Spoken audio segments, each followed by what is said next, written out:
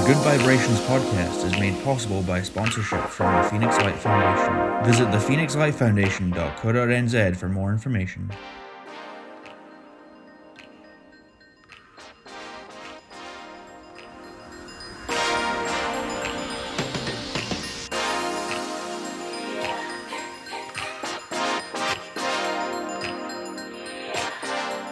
Welcome to Good Vibrations with me, Phyllis Brown.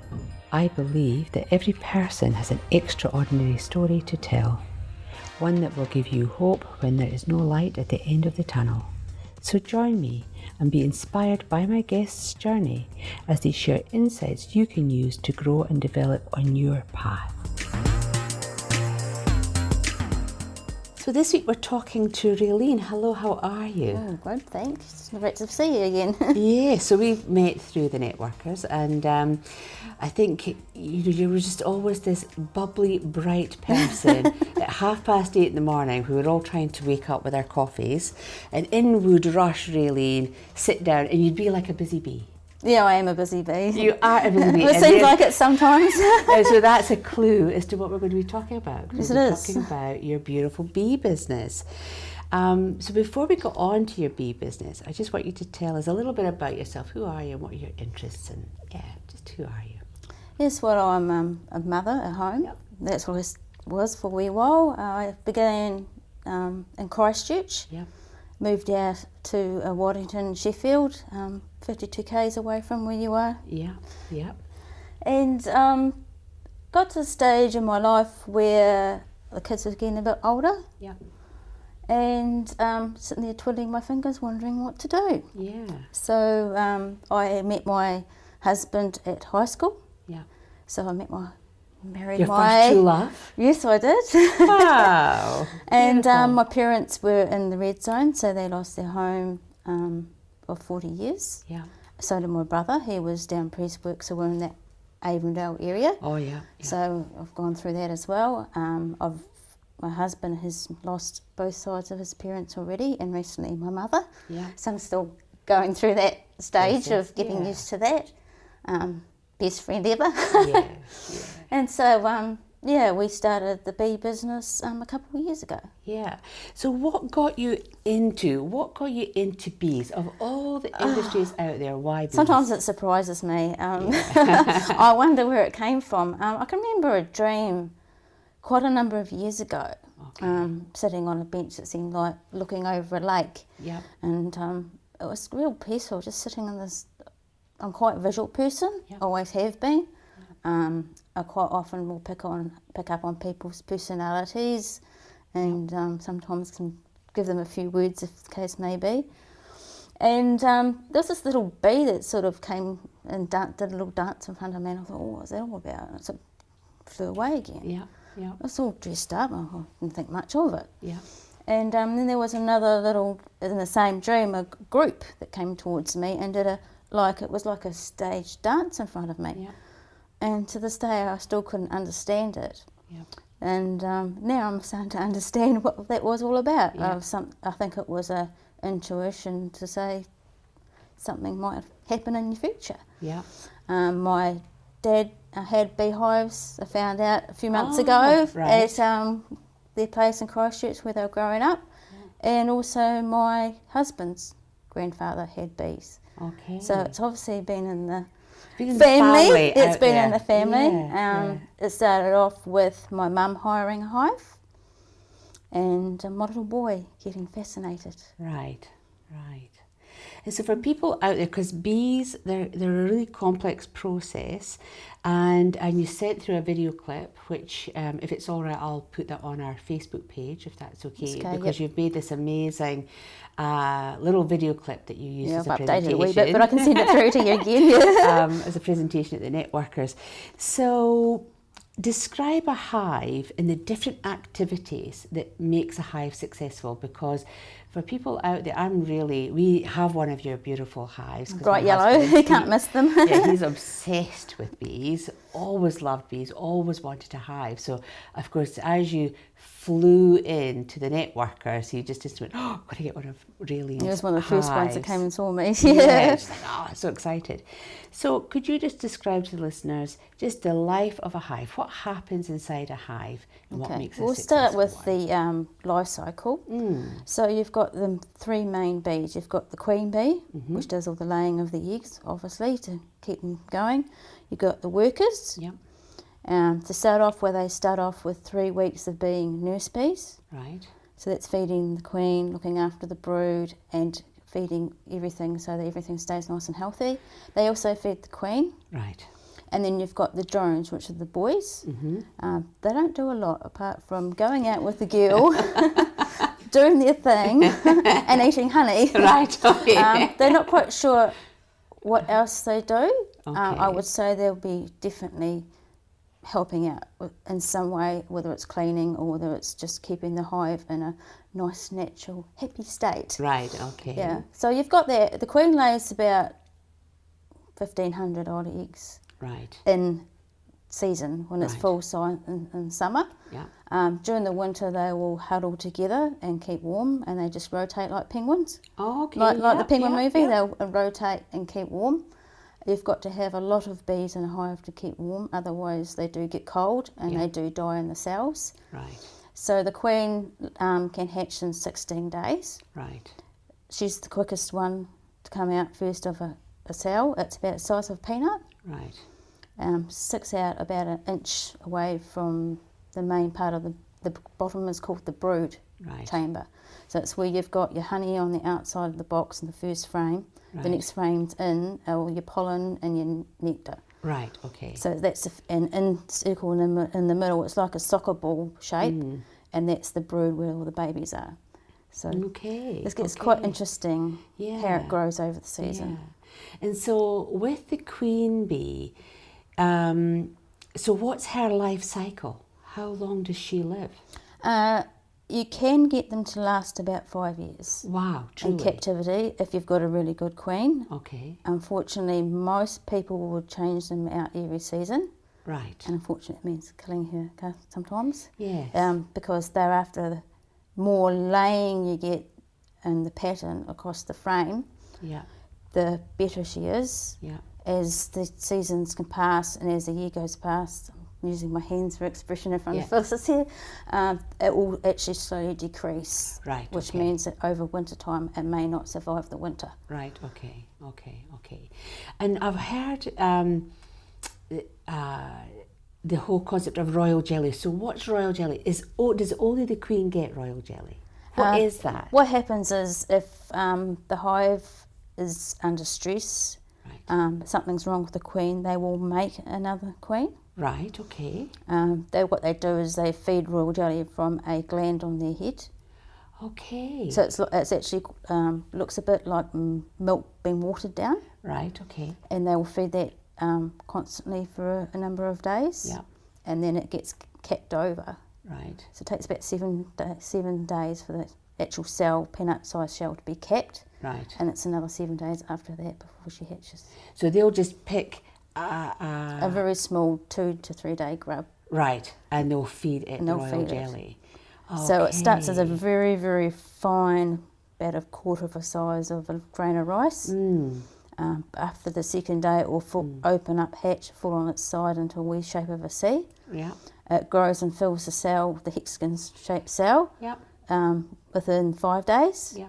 And then by the 7th day, the bees are actually capped it off with the wax. So it can grow itself. And the colony itself governs that. If we don't interfere, and the queen bee, she's on her last legs, or she's ill, or she dies off, they will choose a grub. They will choose and start up another one. And it's usually on the middle of a frame, which is the best one you want. They can go into an emergencies and they'll do swarm cells. Right. And they'll do lots of them, but the queen won't be as good.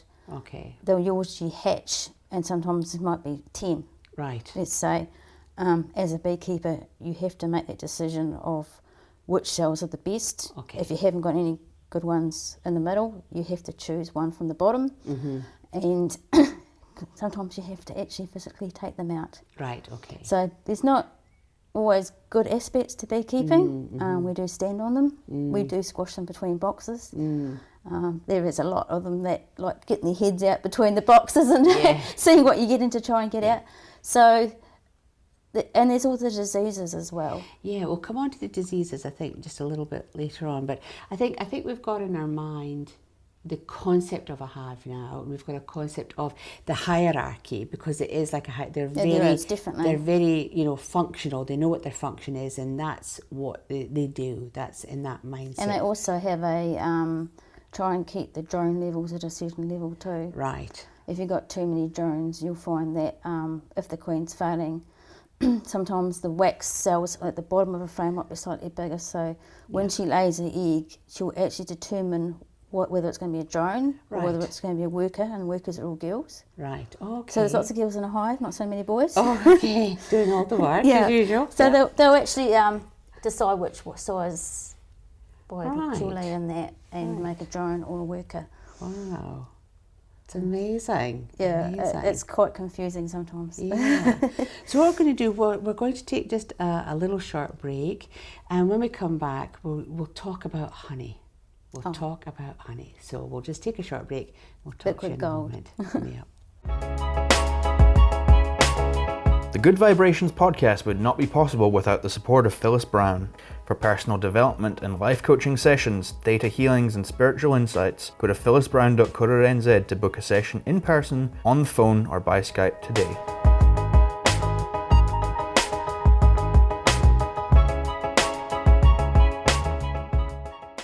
So before we had our break, we talked about the different workers, and I have to say I've just watched the cartoon movie The Bees, where this one can talk. He talks to this beautiful human, and so that all makes sense to me now, because he was devastated. You could either be this bee or that bee, and he was just devastated. But anyway, so when it comes to the honey itself, so let's talk about the hive itself. So they put the honey into the honeycomb. So how much of that do they need to actually live off of? So on a frame, normally the top corners of the frame will be filled up with honey. Yeah. So you probably have a third of it at the top. Right. It can go into like a C shape at the top. They'll also sometimes put some in the corners. Yeah. So you've got 10 frames in a box. Yeah. So the honey for them that they store is usually on the outside. Right. Then they do, as I said, repeat before, they ended up next one coming in for the food. Yeah. Now, over winter, it takes a lot of energy to keep them going. Yeah. So you must decide at the end of this, getting towards the end of the season, is how big's a hive, how much honey it's going to need. Right. And they'll actually, most beekeepers will take off the honey. Some are taking them off now, I've heard. Right. Honey flow is quite good this year. Yeah. Honey flow only lasts about 3-4 months of the year. Right. Just because your honey's on the shelf doesn't mean that it's all year round. No. It's like the wine grapes. There's a season. It depends on how much food you've got around in the area. You've got big open paddocks. If there's a lot of pasture, there's not so much food. Yeah. You could have clover. You've got to have open fields with. So depending on where you place the hive, is how healthy it's going to be. Okay. And so with the frame, so the frames you're talking about, when we open a lid, we see just the top of the frame, and we've got all the honey.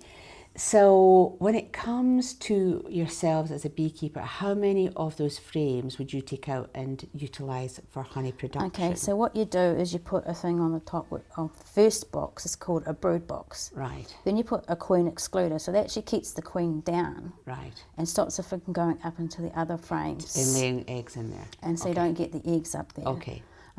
There are some beekeepers who'll just leave the bees just to do that naturally. Okay. If they're just a hobbyist in the backyard or something like that, or they don't want to take honey off, they're just there to help the pollination, help their gardens, and enjoy the bees. So as they slowly bring out the wax in the frames, what they do is, for beekeepers, we actually put a foundation on. Okay. And it's pre-pressed with the shape of the cell. Okay. So it's a couple of mils thick, Yep. and it gets pushed into the wires. You heat the wires up and it melts and just puts a couple of wires across, and it just holds the foundation on. So it takes a lot of energy for the bees to actually Make draw it out on each side of the actual foundation. So we all use natural wax. There is some people that use plastic frames for honey as well, which is quite acceptable. They're usually rolled with a little bit of wax to help them get started. The wax is made from glands on the backs of their legs, and then rubbing them together and getting it out that way. They use all the honey stores to actually do that. Okay. So it can take up to 15 or 25 kilos of actual honey to draw another box of honey frames out. Right, okay. Because the honey in the brood box is usually around the brood, and it helps with the insulation as well, and keeping the nectar and the pollen close to the bees. And when it comes to honey itself, because I think just before we went on the break there, you said, it's that liquid gold. And of course we are in the land of milk and honey. So we've got our dairy industry, and we've got our manuka industry. And so, and as an organisation, the honey organisation, we're fighting really hard in terms of getting the manuka, just that transparency about, well, what is manuka and what isn't manuka. So when it comes to types of honey, how many types of honey is there out there? It's like wine. Truly. Wherever they are. Depending on where, like your grapes are, the heat, the sun, and what's around is depending on what flavour honey you're going to get. We've had 3 last season. Okay. So we've got a clover blend. Now we've called it clover blend because they run in a 3K area, sometimes up to 5Ks. Okay. So you can't say it's pure clover unless it's in the middle of a paddock where paddocks right around the clover. Yeah. So it'll be probably 95% clover, or it could be varied. Yeah. It could be 20% variation. Yeah. You get your floral honeys, which are from local gardens, which is a nice rich honey, golden colour. And then you get your manukas. Well, they can range as well. Okay. So they can range from your what we would call a bush blend right through to your deep dark manuka, where they helicopter the hives in right into the middle of the bushes. Yeah. So the dark one we had this year had honeydew in it as well. Right. That was from Oxford. Okay. And also the wild, your gorse, your clover, your buttercups, and a really nice mix. And everyone's been loving that one. So when it comes to manuka honey, why is that so highly priced? It's like the champagne of honey, isn't it? Yeah, it is. You have it tested to test for the Leptospermum plant, that's the wee white flower, to see what the quality of the manuka is. The percentage of the UMF, there's a grading. At the moment, they are going through a process of making a certain percentage. Right. So that beekeepers don't say it's not manuka or not manuka. It's got to be a certain percentage, and it's going up to about 40%. Is it? Wow. It has to be 40% to have the name manuka written on it. Okay. So we call ours NZ native honey. Right. So it will cover a broader range. Okay. Okay. And when you harvest your honey, do you have to have each hive tested, or do you batch it if you've got honey in a particular area? See that the hobbyists will take, they might take 3 or 4 frames and spin it out. Right. You've got the intermediate people who will batch it. The big ones also, commercial guys will batch it. Yeah. They might take it from a certain area. For us, for instance, we might put the Sheffield Waddington ones together, or put the town ones together, and put the Oxford ones together. Because if you want to keep 3 separate types of honey, if you put them all together, it's going to be a big mess. A lot of people like to know that you've got different types of honey for health benefits, for allergies. So people with your hay fever, it's very good to have honey from your own area. You see that if you because eat it's the got honey, the pollen and from the flowers. I've heard that. You don't get hay fever. Yeah, and it's Yeah. quite good for also honey has multiple uses. Yeah. Great on your porridge and ice cream. Yeah, absolutely. But it's, you know, I've had people who have had skin irritations. I've had someone use a bush one to put on their horse's cuts. Yep. I've got a client recently who's talking to my husband who liked a Manuka bush blend one and decided to have a lot. So Right. to help him out with cancer. Right. So it's going natural, getting away from the sugar. Yep. So we do actually feed the bees during the winter time, and they're going, oh no, you feed the bees sugar. Yes, we do feed them sugar syrup, but that's before we add the honey boxes. Right. Okay. So if it's the hive's low Yep. in food, we will actually give them a bit of a boost. Yeah. And pollen patties, which is another whole. Pollen patty. Wow. Wow. if they're really small. Yep. So to start a hive, you actually take a percentage of the frames out. Yeah. You can add a queen in, Yeah. a mated queen. Yeah. You can force them to make a queen. Yeah. So there are different ways of actually getting a little hive going, and it's a bit like a virus. When you get 1, you get 2, you get 4, you get 6. So it doesn't take long to actually build up your numbers. Yeah. Yeah. And depending on the beekeeper, whether or not they just want to take 3 frames of honey out, and it's a huge industry, as you well know. It's right across New Zealand. There's about 7,000-8,000 beekeepers in New Zealand. Wow. You can't just go and get a hive. No. You have to learn about the diseases. You have to go through the authorities and register your apiary sites as a must. Yeah. They recommend you do your AFB, which is another disease, Yeah. and do the recognition course. Yeah.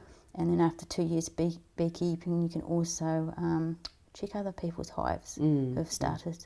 We started with the Christchurch Hobbyist Bee Club, Yep. which is a great thing to do. It's Yeah. very family orientated. They sometimes have barbecues and Yeah. you take your lunch and open up the hives. And a lot of the tutors now are getting older, Yeah. so they're in their 80s and to that older generation. And they saw Evan and I coming along with our 2 boys.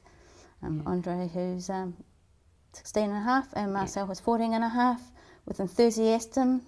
Yeah. And now Evan's now become the vice president of the club. So Beautiful. Beautiful. very short time, we've really enjoyed it. Yeah. We're getting passionate about it. The boys are starting to breed off their own hives, and Marcel's about to sell his first little hive, which is called a nuke, Yeah. which is a 5-frame little beehive. Yeah. And it's just been slowly growing, and we got our first 10 hives and was basically straight into it. Yeah. So what was it like? What was it like for you and your family when you saw the first honey crop? What was it like taking the honey? What was that like? That was really good. It was like we got about 60 kilo, and we shared it between. It was because what happens was that because we had 10 hives, they had to draw those frames out in the first season. So you spin off your honey, and then you bring those boxes back, making sure the boxes are numbered. Yep. The frames are numbered with, you have a bee number, so you get a registered bee number, and that everything goes back on that hive, the same for the diseases, and then to get that first bit of honey. Yeah. It's such a treat, and to taste fresh honey off the What hive. did it taste like? Was it like nectar? Especially if it's warm and it's straight off from the comb, it's just absolutely. It blows you away. It's just sweet nectar. It's just great. Oh, beautiful. Well, what we'll do, we'll take another just quick break, and when we come back, you touched a little bit on the healing qualities of honey, so we'll maybe just explore that a little bit more after this message.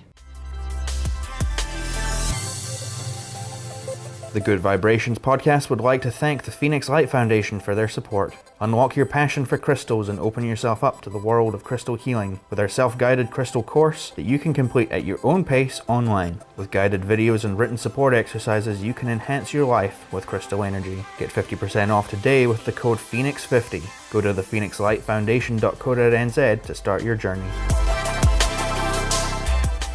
So before the break, you talked about someone who they're sort of giving up the sugar, they're using the honey to help themselves. And you talked about putting honey on horses and all sorts. So are there any records about when honey was used as a healing product? Does it go back to ancient times? Oh, it goes way back to ancient times. The Egyptians used them. Right. It would have gone right back to the Vikings. Because what actually happened is that in natural way of the bees in their hives would find a hollow in a tree. Yep. So they would have, bees like honey, as they say. Yeah. They would have found places to hide and create their hives in a tree. Yeah, cool. So they've been around for centuries. They have. And when it comes to swarming, you've put a couple of pictures on Facebook. So what is a swarm? Why do bees swarm? Okay, so what's actually happening is, as I discussed before, that the queen, is something happening with her. Right. Or the actual hive determines that she's not a good queen. Right, okay. So they want to replace her. Okay. So they'll make those cells. Yeah. And then the new queen will actually fly out and take half the bees. So they'll all follow her. They'll follow the queen bee. The new one. Wow. Okay, that's what that's about. So they'll actually take half the bees out. So you might go into a hive to do a check. You check your bees every 3 to 4 weeks. Yeah. It's quite time consuming. Yeah. You have to do your disease checks. Yeah. Regular basis, always looking out for diseases no matter what. Yeah. Because if you do get the AFB, unfortunately, it's burning your hive. We're trying not to pass that around to other beekeepers. It's quite invasive. Quite deadly. So a swarm is basically a big bunch of bees. They can go up on your roof. Yeah. They can find warm walls, especially in the evening. They like in a warm wall. They found one on a kid's bike tyre. Wow. Which was a whole swarm. Yeah. Oh my goodness. Kids' bikes, anywhere where they want to be, if they find a resting place, Right. usually overnight, Right. you'll find them usually in the evening sun is usually where you'll find them all clustered together like a ball. They can be ball shaped, so they can be, mine look like a heart. That was a heart-shaped one. I noticed wonder what that they're on saying. Facebook. Yeah. So that's a way of catching them. You can catch them, put them in a box, with all your frames and things. Right. Put them on new foundation only. Don't give them any honey from another hive. Otherwise, you might be carrying diseases from another hive. So you never share honey between hives. Yeah. So you have to be quite sanitary. Yeah. And then they'll draw out the frame, and the queen will start laying. Beautiful. Keep up the food with them. Give them an extra bit of boost if they need a feeder on the top, and you've got a new hive. Cool. And sometimes you're nicking somebody else's bees. Yeah. Well, I think if it's There's so many beekeepers around, Yeah. and it's actually growing really big, the industry. Yeah. There's a big surge at the moment with the bee clubs of people getting interested in maybe just having 1 or 2 hives in their backyard. But very important to get the children into it, get used to a beehive. Go to somewhere and get support. There's a lot of learning. I've just done my apiculture in New Zealand, NZQA level 3. That took me a good 6 months, a couple times a month on a Sunday, and 19 papers to fill out. So my tutor was really good working us through that. And whether it's 1 hive, whether it's 4, whether it's 10, whether it's 50, there are people that are in New Zealand who've got 40,000 beehives for one business. Gosh. So we're trying to make it more, trying to make a group, it's like, if people are like-minded, are happy to have them in their backyards. We hire the hives, and they basically get a really nice gift back. We do. We've at had the end of the several gifts season from you, Raelene. And we mix and match them up with the honeys we've got for the season. And I love gift wrapping, so You do. they're more than just here's your pottle. You do a good job. You do a good job. So how can we help the bees? Because there's lots of information or stories about how the bees are dying, and without bees, then the world would stop. And that's what was in that movie, that Kidder's movie. So it's very important for beekeeper to keep an eye on which is the best honey producers, which hive's doing the best laying of the queen. Yeah. Size. You're basically a genetic scientist. Right. So you look at your overall amount of beehives you've got and choose which queens to actually bring in, carry on that line of the genetics through to the next seasons. and get the strongest ones possible. It's also a good way to keep the disease control down with the mites. You may have heard the varroa mites. I have, yes, yeah. So these are these little mites, size of a pinhead. They will suck out the blood from the bees. It's like carrying a rabbit on your back all day long. There can be more than one on a single bee, and there can be thousands in a hive. Right. So we have to do treatments twice a year. Yep. Early spring and towards the autumn. Yep. A lot of us are trying to go as natural as possible because we want to try and get these bees as strong as we can in the breeding so that we can actually try and get some of these diseases out of the hives. It is a challenge. It's going to be an ongoing problem, but we're trying our best by picking our best queens, picking our best hives every season, and watching very carefully on our hygiene, cleaning our gloves, keeping the hive tools. Not spreading it from hive to you hive. use a granola and things like that to clean your hive tools. You can use heat. We can use a gas torch to clean our. Right. It's going to be really, really hot. Yeah. And sterilise your equipment so you're not transferring these diseases from one hive to the next, which is really easy. So what we'll do is we'll just see if there's any questions from anyone in the room. Does anyone have a question for Raelene? Have you been stung very much? I've been stung over 100 times. Wow, truly. Yes. Some of it's been my own fault. Just having to take your gloves off and just put your hand down on top of a hive or something like that, and there's one underneath. But we do have to be careful and making sure that you've got your EpiPens in the truck at all times. Okay. You're not allergic to No, that? but my first reactions with a few stings, I found the tip of my finger really hurt quite a bit. Right. Your tops of your hands seem to swell up quite a bit. Okay. So certain areas of your body will react more than others. My son stepped on a bee and actually swelled up to his knee. Okay. From the arch of his foot. Right. You probably saw the picture of my husband with his nice big fat lip that he got one day. So you do actually get used to them. Yeah. Stand and breathe for a few minutes, walk away. They can actually sense that you've been stung. Right. And then more bees will attack you. Okay. So if you get stung by a bee, if you see more away, just walk away. Yeah. Quietly. Yeah. I have seen my husband being chased down a paddock one day. Oh my by goodness. some angry bees, and that's another thing with the queens too in the hive is that sometimes the queen's pheromones are so strong that they will actually make the bees angry. Right. So unfortunately, you have to replace it if you want nice calm bees. Right. Okay. So it's all about breeding. Yeah. It's all about keeping them well fed. Yeah. Making sure they've got good food sources. Yeah. And hopefully at the end of the season you get a nice hive that will carry through the winter and come out spring and start laying again, ready for your next season. Is it the male bees that sting more than females, or is it the just drones bees? Don't sting. Right. So the boys don't sting. Right. And they So look it's as the women. Yeah, they've got little flat bums and they look as they've got dark sunglasses on. So that's what they look like. Okay. Okay. And the wee nurse bees will come out fluffy with fluffy heads, but as they get into their 7 week cycle for a bee. Yeah. It's not long. Right. In winter they'll last a bit longer. Right. Okay. So that's why you've got to have all that laying going on. Right. Okay. Keep it going. Good question. Good question. Any other questions? So if we were to come across a swarm of bees, what are we meant to do to deal with it? Like first, find your nearest beekeeper and give them a ring. You can contact the Christchurch Hobby Club. Facebook, there's some backyard beekeepers on there, so you're bound to find something. Or if you're in this area, give us a ring. There's heaps of beekeepers around closest to you. They'll get hold of you as soon as possible. They'll come along, and they usually will put them in a box.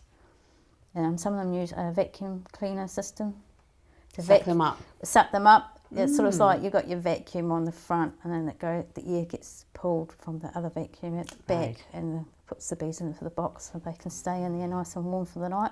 Does that make them cross?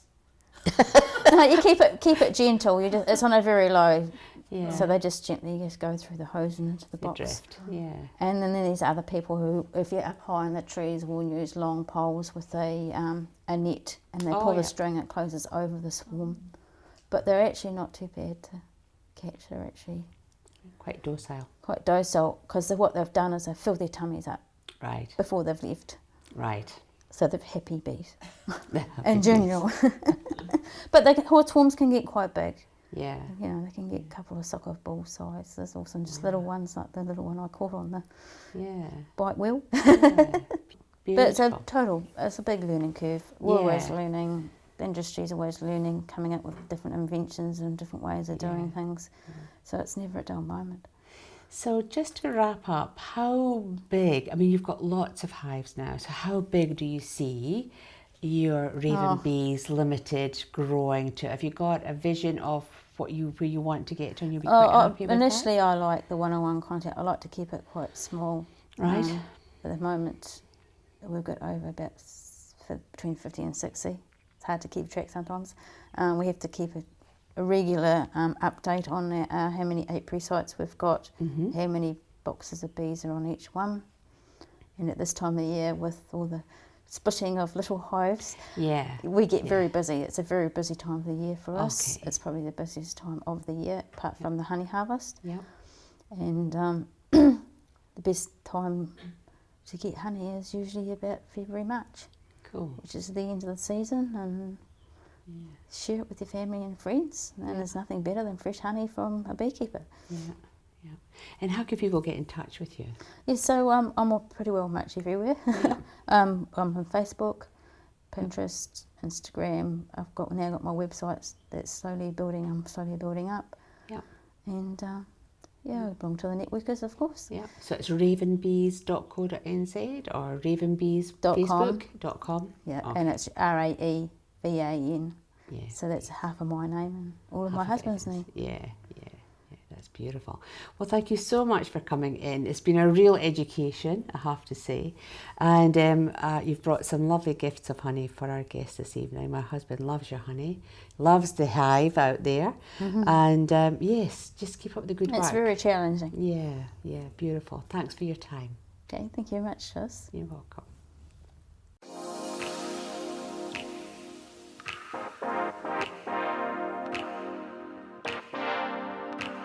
You've been listening to Good Vibrations with me, Phyllis Brown. I hope my guest story today has inspired you to grow and make positive changes in your life.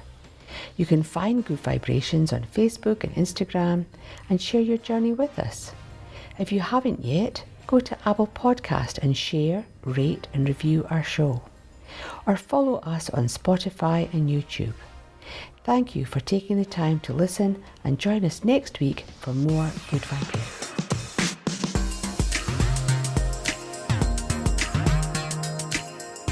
This podcast was brought to you by the Phoenix Light Foundation. For personal development courses, visit thephoenixlightfoundation.co.nz and use the code PHOENIX50 for 50% off all courses.